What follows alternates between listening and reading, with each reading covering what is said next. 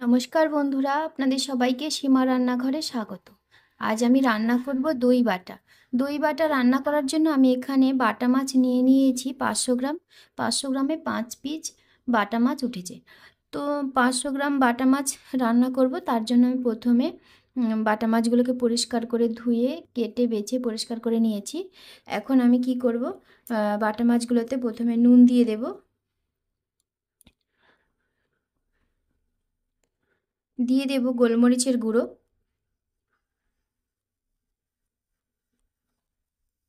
গোলমরিচের গুঁড়ো দিয়ে দিয়েছি। এবারে দিয়ে দিব নুন, নুন নয়, লেবুর রস। তো এখানে আমি লেবুর রস দিয়ে দিলাম। এই যে এতটা লেবুকে আমি পুরো রসটা দিয়ে মাছটাকে এইভাবে মাখিয়ে সুন্দর করে রেখে দেব 30 মিনিটের জন্য। গোলমরিচের গুঁড়ো আর লেবুর রস আমি মাখিয়ে নিয়েছি মাছের গায়ে। এখন দিয়ে দেব 1 চামচ পরিমাণ সাদা তেল। এই তেলটাও আমি মাছের গায়ে সুন্দর করে মাখিয়ে রাখবো।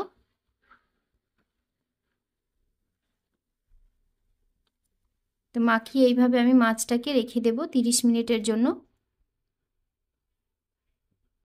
তো 30 মিনিট পরে আমি মাছটাকে ভেজে নিচ্ছি। তার জন্য উনুনে একটা কড়াই বসিয়ে দিয়েছি। কড়াইটা গরম হয়ে গেছে। কড়াইতে আমি তেল দিয়ে দিচ্ছি। তো তেলটা সাদা তেল দিয়েছি, আপনারা সরষের তেলও ব্যবহার করতে পারেন, আবার সাদা তেলও রান্না করতে পারেন।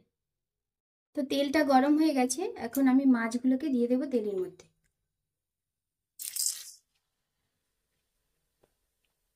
মাছগুলো আমি দিয়ে দিয়েছি কড়াইতে। মাছগুলোর একটা সাইড ভাজা হোক, তখন আমি আরেকটা সাইড উল্টিয়ে দেবো। তো মাছের একটা সাইড ভাজা হয়ে গেছে, আমি আরেকটা সাইড ভাজার জন্য উল্টিয়ে দেব মাছগুলোকে।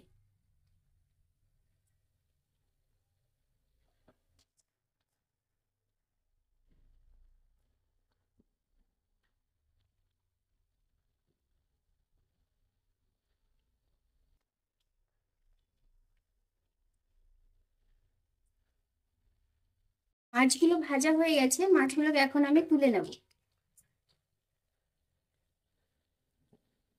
আর মাছগুলো দেখুন একটু ভালো করেই ভাজতে হবে, যেহেতু বাটা মাছ, নরম মাছ, কম ভাজলে গলে যাবে, ভেঙে যাবে। মাছ ভেঙে গেলে দেখতেও ভালো লাগে না, খেতেও ভালো লাগে না, কাটা হয়ে যায়।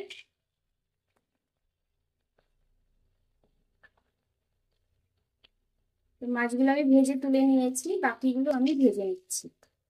সব কটা মাছ আমি ভেজে তুলে নিয়েছি। এই যে এখানে, তো যে তেলে মাছটা ভেজেছি কড়াইতে, তেলটা বাকি তেলটা রয়ে গেছে, সেই তেলে আমি দিয়ে দিব গোটা জিরে, তেজপাতা, এলাচ আর দারচিনি। তো ফোড়নটাকে একটু ভেজে নেব। এটা ভাজা হয়ে গেছে, এখন আমি দিয়ে দেব পেঁয়াজ, কাঁচা লঙ্কা, আদা রসুনের পেস্ট।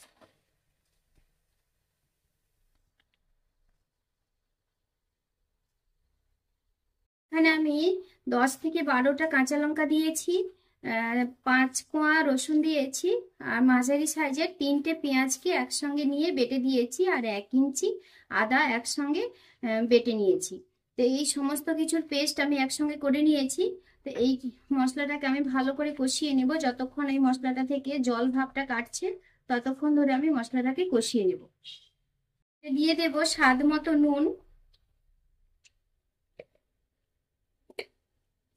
নুন দিয়ে এখন আমি মশলাটাকে ভালো করে কষিয়ে নেব। মশলাটা কিন্তু কষানো হয়ে গেছে, জল ভাবটা কেটে গেছে মশলাটার গা থেকে, তেল ছাড়তে শুরু করে দিয়েছে। এখন আমি দিয়ে দেব সামান্য একটু জল। সামান্য একটু জল দিয়েছি আমি। মশলাটা কড়াইয়ের নিচে লেগে গেছে, এটাকে একটু ছাড়িয়ে নেব জলটা দিয়ে। ছাড়ানো হয়ে গেছে, এখন আমি দিয়ে দেব কাজু বাদাম আর চাল মগজের পেস্ট। এখানে আমি 1 চামচ কাজু বাদাম নিয়েছি আর হাফ চামচ চাল মগজ নিয়েছি, নিয়ে একসঙ্গে পেস্ট করে নিয়েছি। সেই পেস্টটাকে আমি এর সঙ্গে দিয়ে দেব, দিয়ে ভালো করে একটু কষিয়ে নেব। এখানে আমি আর কোনো লঙ্কা ব্যবহার করব না, যেহেতু আমি কাঁচা লঙ্কা দিয়েছি, কাঁচা লঙ্কাকে বেটে দিয়েছি, তাই জন্য আর কোনো লঙ্কা ব্যবহার করব না। এটাকে আমি একটু ভালো করে কষিয়ে নেব মশলাটাকে। তো দেখুন কাজু বাদাম আর চালমগজের বাটাটা আমি দিয়েছি। এই মশলাটাও কিন্তু কষানো হয়ে গেছে, কত সুন্দর তেল ছাড়তে শুরু করেছে এই দেখুন। তো এখন আমি দিয়ে দেব মিক্সির বাটিটা ধুয়ে একটু জল। তো সম্পূর্ণ মশলাটা কিন্তু কষানো হয়ে গেছে, কত সুন্দর তেল ছেড়েছে চারদিকে। এখন আমি একটু নেড়ে চেড়ে দিয়ে দেব টক দইটা। যেহেতু দই বাটা করব তার জন্য আমি এখানে 50 গ্রাম দই নিয়েছি। দইতে সামান্য একটু নুন আর হাফ চামচ চিনি দিয়ে ফেটিয়ে নিয়েছিলাম দইটাকে, সে দইটাই আমি এখানে দিয়ে দিচ্ছি। দইটা দিয়ে ভালো করে একটু নেড়ে চেড়ে ভালো করে মশলাটার সঙ্গে মিশিয়ে নেব। এটা দেওয়ার পরে মশলাটা আমি ভালো করে কষিয়ে নিয়েছি, আর দেখুন কত সুন্দর তেল ছেড়ে দিয়েছে। এখন একটু নেড়ে চেড়েই দিয়ে দেব জল। তো জলটা আমি গরম জল ব্যবহার করছি, আপনারাও গরম জল ব্যবহার করবেন। তাতে করে গরম জলটা যদি আমরা যে কোনো সবজিতে বা যে কোনো তরকারিতে ইউজ করি, তাতে তরকারির বা মাছের ঝোল মাংস যাই বলুন, তার টেস্টটা কিন্তু ভালো থাকে। ঠান্ডা জল ইউজ করলে টেস্টটা একটু অন্যরকম হয়ে যায়। গরম জলটা আপনারাও ব্যবহার করবেন। তো জল দিয়ে দিয়েছি, এখন জলটা একটু ফুটে ওঠার অপেক্ষা করব। এখন আমি দিয়ে ঢাকা চাপা দিয়ে দেবো। ঢাকা চাপা দিয়ে দিলাম।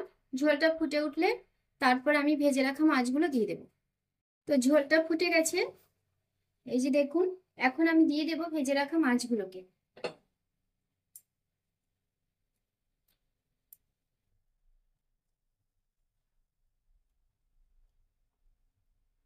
আমি দিয়ে দিয়েছি, মাছগুলো দিয়ে একটু নেড়ে দেব।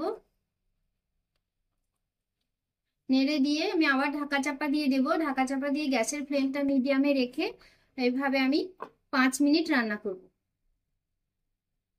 5 মিনিট পরে আমি দেখছি মাছের রেসিপিটা কেমন হয়েছে ভেতরে। দেখুন কত সুন্দর তেল ছেড়ে দিয়েছে চারদিকে। তো খুব সুন্দর রেসিপিটা রান্না হয়ে গেছে। নামাবার আগে আমি দিয়ে দেব 3-4টে কাঁচা লঙ্কা চেরা,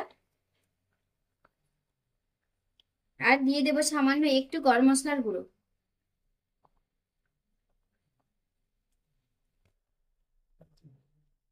তো আমার এই দই বাটার রেসিপিটা আপনাদের কেমন লাগলো সেটা কমেন্ট করে জানাবেন। যদি ভালো লাগে তাহলে একটু লাইক করে দেবেন। যারা আমার চ্যানেলটা নতুন দেখছেন তারা অবশ্যই একটা সাবস্ক্রাইব করে দেবেন। পাশে বেল আইকনটি ক্লিক করবেন, যাতে করে প্রতিদিনের ভিডিওটা যে আমি ছাড়ছি সেটা আপনাদের কাছে সবার প্রথমে পৌঁছে যায়। তো আমার রেসিপিটা এই পর্যন্ত।